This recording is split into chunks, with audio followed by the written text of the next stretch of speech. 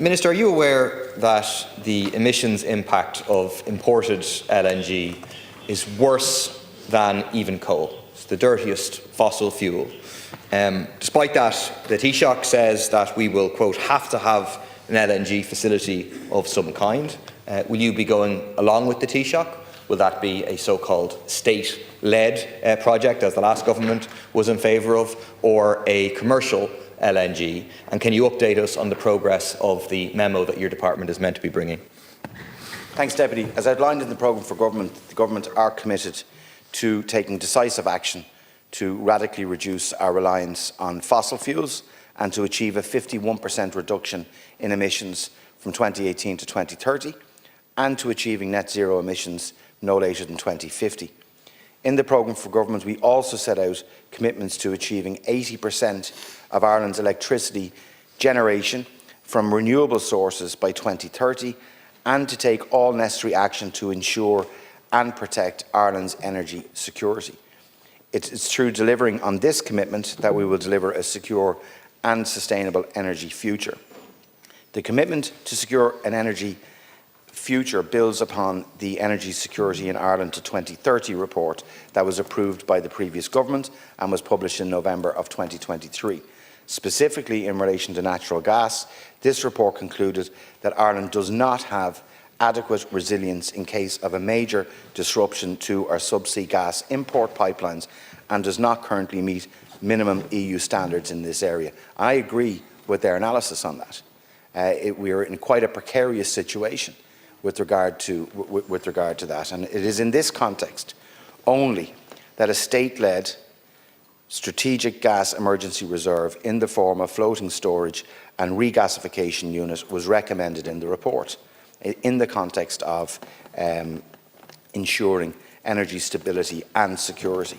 A state-led strategic gas emergency reserve operating on a non-commercial basis for use only in the event of emergency would provide resilience to the gas system and mitigate against major consequences for our society and for our economy that would arise from significant gas disruption in Ireland.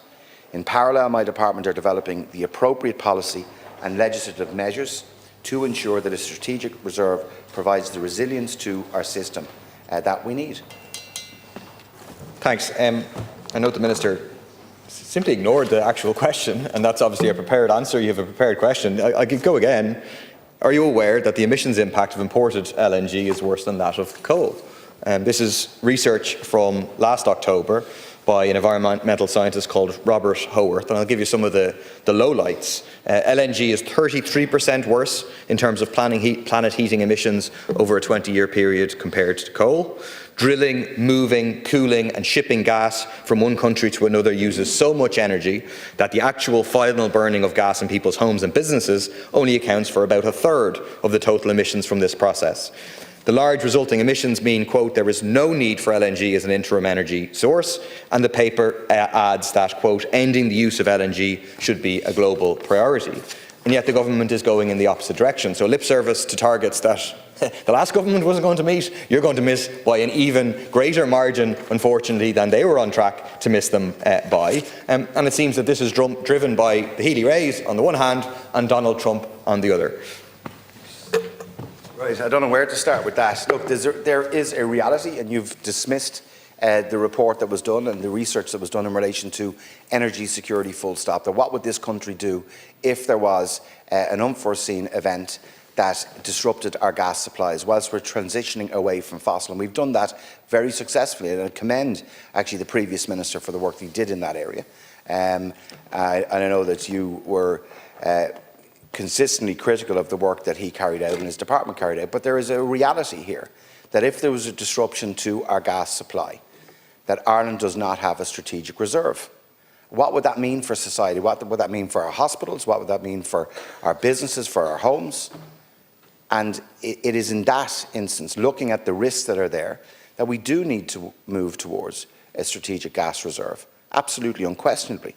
Now, in relation to specifically your contention that emissions of imported LNG relative to that of coal that coal is worse. That depends on a number of factors, such as the time frame in question, the supply chains associated with both coal and LNG, and the methods of transporting both fossil fuels. It's not my contention, Minister. I don't claim to be a climate scientist. It's the contention of those who have researched the matter, but perhaps you're going to ignore the science on it. The answer in terms of energy security and resilience is, one, stop expanding data centres. You are putting our energy usage on an accelerating upwards track. They're going to be at 30% by 2030, and you're basically telling them burn, baby burn, let it rip, go up even higher. That on the one hand, to try and reduce energy usage where necessary rather than expanding it. Secondly, batteries. Thirdly, interconnection.